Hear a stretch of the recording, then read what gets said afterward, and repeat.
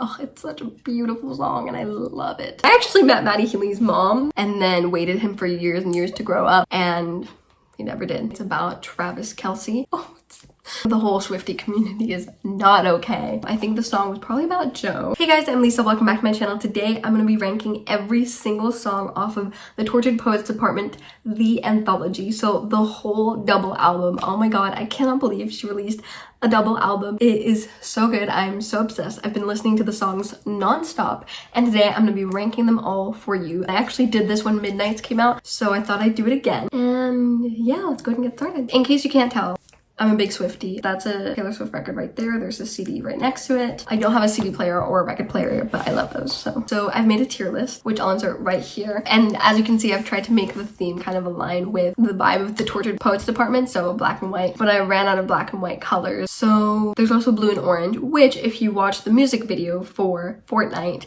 then there's some blue and orange like air, steam, I don't know, that comes from her and Post Malone. So that's why I use those colors as well. The categories are I've Combusted Into Nothingness is the top tier. I'll also link this list down below. I got it off Tier Maker. Then Screaming, Crying, Throwing Up, Enchanting, then She's Trying, and Meh. Also, if you want to see my reaction to all these songs, I actually filmed a whole video on that. I'll link that down below. But yeah, the first song is Fresh Out the Slammer. When I first listened to the song, I immediately really liked the vibe of it. I love the sound of the way it starts. It kind of sounds like a Western kind of cowboy crime type movie. I think the song was probably about Joe. I could be wrong though. I'm so bad at figuring it out. Like I'm a huge swiftie. I love Taylor Swift, but I'm not the fan who like knows every single thing she's ever done and what every song means and does all the research. Like that's a lot. It feels like she's maybe escaped a cage, and there's so much imagery across the whole album about being locked in a cage, escaping a cage, being locked up. She says cage multiple times, asylum in multiple songs. I think some of that is in reference to her relationship with Joe. I really like the vibe of the song. I think it's very enchanting. So that's the tier I'm gonna put this in. Next up is I Look in People's Window. And again, like with all her songs, I love the imagery she includes throughout a lot of her music. I think it's really beautiful and I like the vibe of this song. But yeah, Enchanting for sure. Now Down Bad is one of those songs I really had like a reaction to as soon as I heard it. I love it. I love it. I love the vibe of it, the lyrics, the melody. I remember the lyric that really stuck out to me when I listened to it was For a Moment I Knew Cosmic Love. I think it's such a beautiful line. And again, I love her fountain pen lyric. And what I also love about the song is it kind of reminds me a little bit of Labyrinth and some of her love songs, but she's obviously flipping this message because it's a sad song. I love like the rhythm, the music of it as well. Great song. I'm gonna put it in Screaming, Crying, Throwing Up. Now Peter. Oh my god, this song. I think the whole swiftie community is not okay. Now if you don't understand the lore, basically in Taylor Swift's song Cardigan from Folklore, the lore, wow. In the song Cardigan, there's a line that's Peter losing Wendy. The song is sort of about like a young love lost. And in this song, it's called Peter. And the lyrics that really stick out are, I thought it was just goodbye for now. You said you were gonna grow up, then you were gonna come find me. And it's so heartbreaking. She never grew up. It shows maybe like a relationship that never grew into like what you wanted it to be. And you know, you thought maybe someone could be your person that you marry and have kids with and everything. And then it turns out, sadly, they're just not. My TikTok has been nothing but Tortured Poet Department. Some people also think that Peter is about the continuation of the love triangle from Folklore, so between Betty, James, and Augustine. Betty forgave James, so Betty here being Wendy and James being Peter, and then waited him for years and years to grow up, and he never did. But anyway, in case you can't tell, when I heard Peter, oh my god, Combusted Into Nothingness, like, oh, it's such a beautiful song and I love it. And Clara, oh my god, another really great song.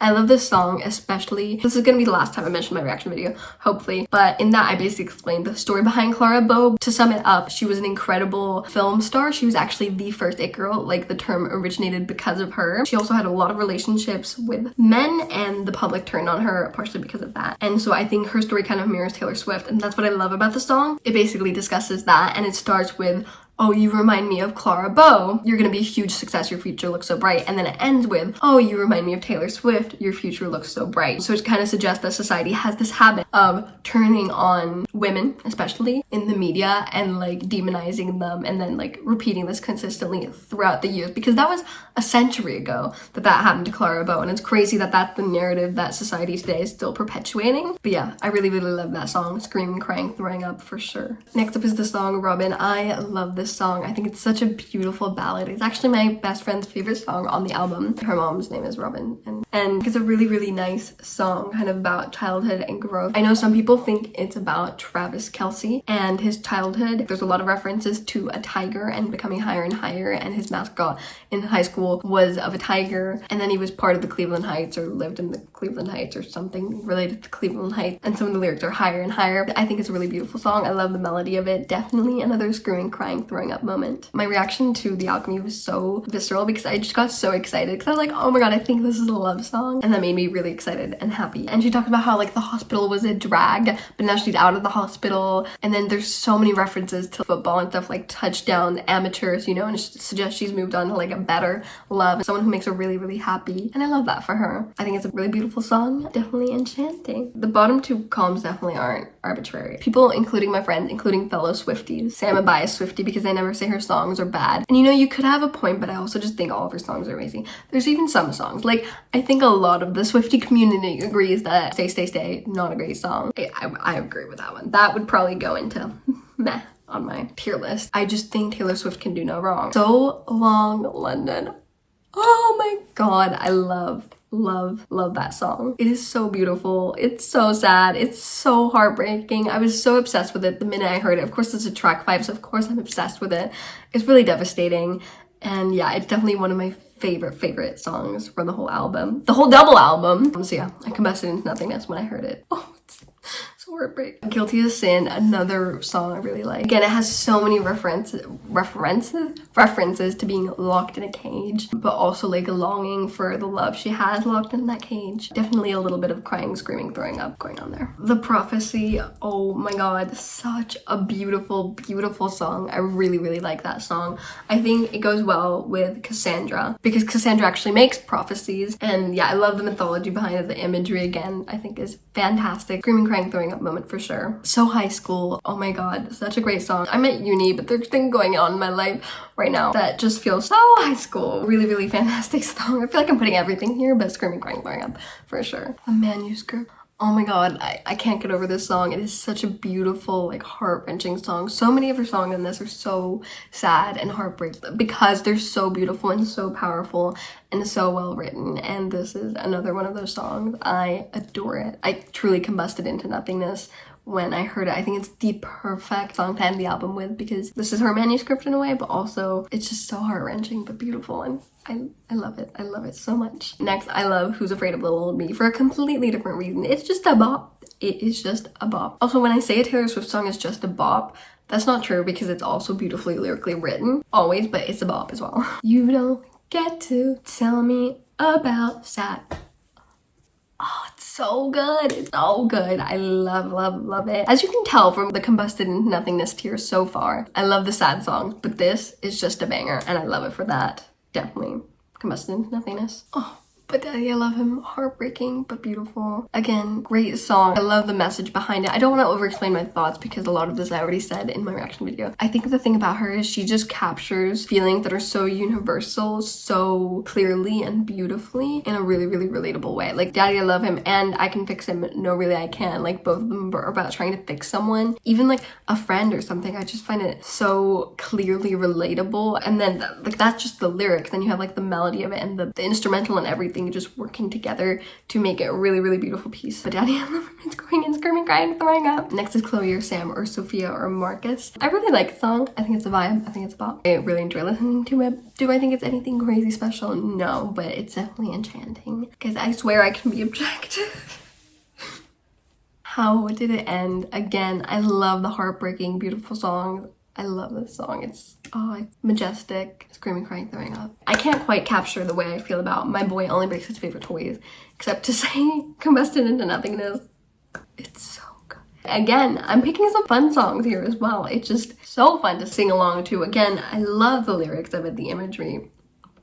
Such a good song. The Albatross. I didn't know what I was expecting when I hear it. I always kind of try to imagine what a song would sound like based on the title, and then I always get it completely wrong. But it's such a great song. Screaming, crying, and throwing up. That tear is filling up fast, but it's not my fault, okay? This is a really long album. If this was a normal length album, I'd be done already, okay? Not that I'm complaining, because I'm obsessed. I Can Fix Him, No Really I Can is another song that I was not expecting it to sound like it did at all, but I really, really enjoyed it. I love the story of it, the arc, and the way in the end she says, oh shit, maybe I can't fix him. Yeah, I think it's a really enchanting song. Florida is such a bop. Loved it the minute I heard it. I just really, really enjoy it. I love the melody and like the instrumental of this the most. I just think it's really, really well written. So yeah. Screaming, crying, throwing up. Thank You, aIMee is so good, so well written. I love that it's like a roast, but like a thank you at the same time. I think it's actually, at the end of the day, a really nice message to send, all feuds aside. Even for me, when I think about friendships I've lost, I sometimes try when I can, in situations where like nothing, you know, cataclysmically horrible has happened, still be grateful for the good times we shared. So I feel like that's sort of a similar vibe. And then like, I Can't Forget the Way You Made Me Heal. It's just, it's such a good song. I think it goes in I Can Rest in Nothingness. I Can Do It With a Broken Heart is really heartbreaking. I've seen so, even without looking at the TikToks, but also on TikTok, there's so many people talking about how like, you know, she performed the whole Eras tour heartbroken, and even like people feeling guilty because they contributed to like her heartbreak and her feeling the need to put on a show for everyone and like act like she's happy. So yeah, I think it's a really beautiful song. Yeah, god damn. I love them all too much. Screaming, crying, throwing up. For sure. The Smallest Man Who Ever Lived. Oh my god. When I was listening to it for the first time, like I guess I assumed, which I shouldn't have, that all the songs were gonna be about Joe, and obviously they weren't. And this one is allegedly about Maddie Healy, and that makes a lot more sense in my brain listening to the lyrics. Side note, I actually met Maddie Healy's mom at a play because I'm at drama school, and we had a playwright guest speaker, and then we went to see one of his plays that day, and she was in it. She was the star, and she was amazing, so talented. Met her afterwards, all insert a picture. She was so sweet. To be honest, I don't really have an opinion on Maddie Healy. That said, this is a great song.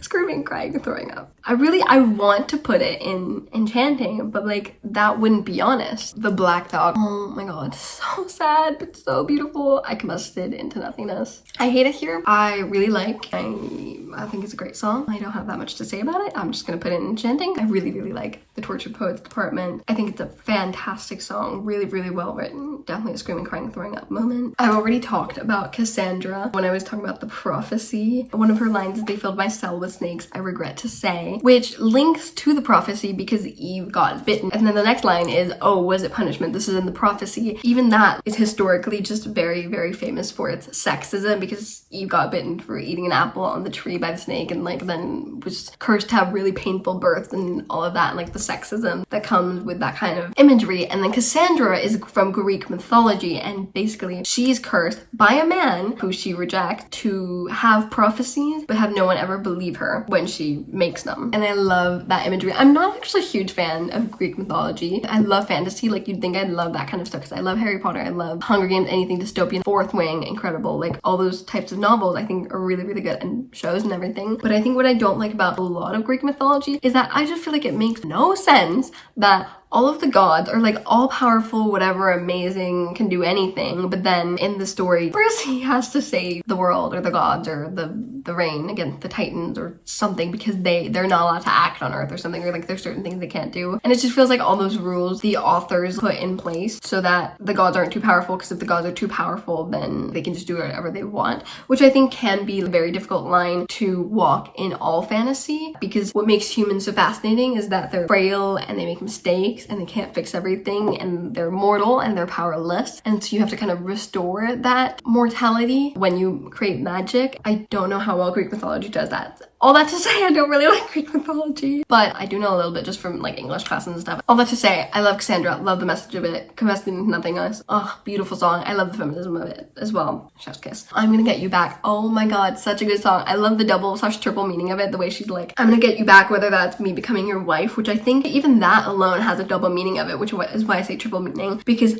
I'm gonna get you back could be I'm gonna get you back, we're gonna fall in love again, like I'm gonna win you back, or it could mean I'm gonna get you back, I'm getting my revenge on on you, which is why there's a line of like, I'm gonna steal your bike or destroy your bike or something. But also, being someone's wife could be her revenge on someone as well, which is a more twisting of traditional narratives towards marriage and love and relationships and all of that. Absolute banger. Fortnight featuring Post Malone, banger, great song. I love Post Malone's bit in it. I love the music video. Since it's a double album, I think she should also do double the amount of music videos, please. I love seeing a music video because I think it really gives you a chance to see the meaning of the song in a whole different way. The author kind of explained their vision for the song visually, and it just brings to life a whole new kind of meaning and depth to it. Fortnight is definitely a moment of screaming, crying, and throwing up. The Bolter, again, another banger, just a really, really beautiful song. Gonna have to put it in screaming, crying, throwing up. Last but not least, I saved this for last for a reason. The way my heart broke. Like, I genuinely cried when I listened to the song for the first time. It is so heartbreakingly beautiful. I've said that phrase 500 times, but that's because Taylor Swift is so talented. Look what she made me do.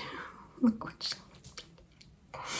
That wasn't even intentional. Loss of my life. Like, oh, I love it. Anyway, that is my tier ranking for every single song on the on the Tortured Poets department, the anthology. Like I said, I'm obsessed with this album. I cannot wait to see her live in August. And yeah, I really, really, really hope you guys enjoyed this video. Thank you so much for watching it. Okay, bye!